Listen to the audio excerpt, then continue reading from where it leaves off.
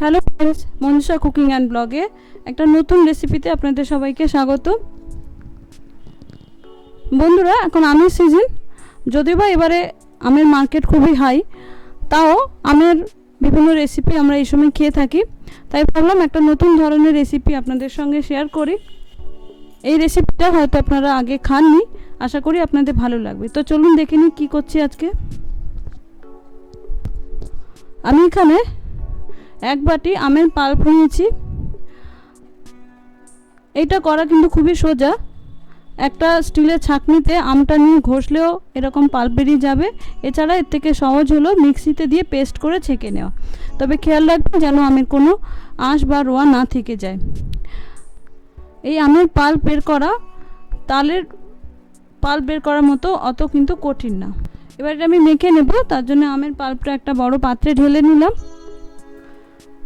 এবার এরকম ছোট বাটির এক বাটির থেকে সামান্য কম দিয়ে দিলাম সুজি,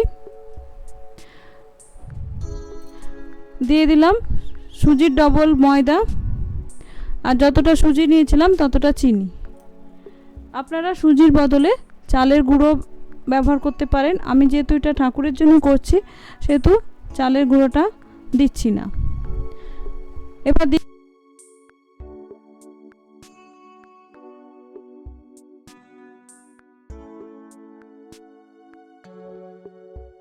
দিচ্ছি এখানে আমি 100 গ্রাম মতো খোয়া ক্ষীর একটু গ্রেট করে নিয়েছি, সেটা দিয়ে দিচ্ছি।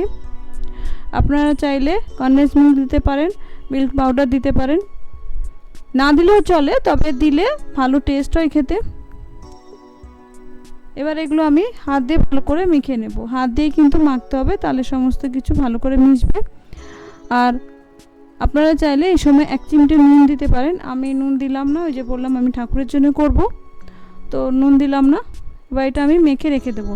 এখন কিন্তু একটু নরম লাগছে, কারণ সুজিটা ভিজলে ফুলে কিন্তু এটা একটু ঘন হয়ে যাবে। এটা আমি এবার মিনিমাম আধ ঘন্টা রেখে দেব। আধ ঘন্টা পর দেখুন চিনিটাও গলে গেছে, আবার সুজিটাও কিন্তু ফুলে গেছে একটু, তাই জন্য পরিমাণও একটু বেড়ে গেছে আর একটু ঘন কিন্তু হয়েছে। তবে আমার মনে হচ্ছে এই ব্যাটারে হবে না, তাতে ছড়িয়ে যেতে পারে, তাই জন্য আমি যে একটু ময়দা রেখে দিয়েছিলাম সেই ময়দাটা দিয়ে দিলাম। তবে ময়দা যতটা কম ব্যবহার করবেন ততটাই কিন্তু ভালো হবে খেতে। দেখুন মেখে নিয়েছি। এবার এটা আমি একটুখানি ফেটিয়ে নেব, যাতে বড়াগুলো একটু ফ্লাফি হয়, ফুলে যায়, তার জন্য। এবার একটা কড়াই নিয়েছি, কড়াইতে বেশ কিছুটা রিফাইন অয়েল আমি গরম করে নিয়েছি। এটা কিন্তু রিফাইন অয়েল দিয়ে ভাজলেই ভালো হবে। আর তেলটা গরম করার পরে গ্যাসের আঁচটা কিন্তু কমিয়ে দিতে হবে। এবার আমরা যেরকম তালের বড়া ভাজি সেইভাবে এই বড়াগুলো ভেজে নেব। বন্ধুরা, আজ আমি করছি পাকা আমের বড়া বা ফুলুরি। এটা কিন্তু একেবারে অন্য ধরনের রেসিপি, আশা করি আপনাদের ভালো লাগবে। এই আমের সময় আমরা তো তালের ফুলুরি খেয়ে থাকি, তালের মালপোয়া খেয়ে থাকি, সেরকম আমের এই ফুলুরি বা বড়াও কিন্তু খেতে ভালো লাগবে। দেখুন আমি দিয়ে দিয়েছি। এবার আঁচটা একটু মিডিয়াম করে দিয়েছি। দেখুন একদিকটা হয়ে গেছে, আমি এবার এটা একটু উল্টে দেব। উল্টে দুদিকটাই গোল্ডেন ব্রাউন করে ভেজে নেব। বন্ধুরা, এই ভাজার সময় কিন্তু খুব সুন্দর গন্ধ বেরোচ্ছে আমের, যেরকম আমরা তালে বড়া ভাজলে তালের বড়ার গন্ধে মমো করে ঘর, সেরকম কিন্তু এটাও লাগছে।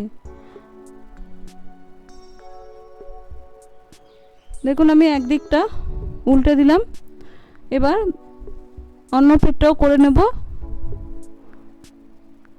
দেখুন দুদিকটাই গোল্ডেন ব্রাউন কালার হয়ে গেছে, সুন্দর লাগছে দেখতে। এতে কিন্তু বেশি ভাজার দরকার নেই, তাহলে শক্ত হয়ে যাবে, আবার পুড়েও যেতে পারে। এবার ভালো করে তেলটা ঝরিয়ে আমি কড়াই থেকে তুলে নেব। আপনারা চাইলে একটা টিস্যু পেপারে রেখে এক্সট্রা তেলটা সোক করে নিতে পারেন।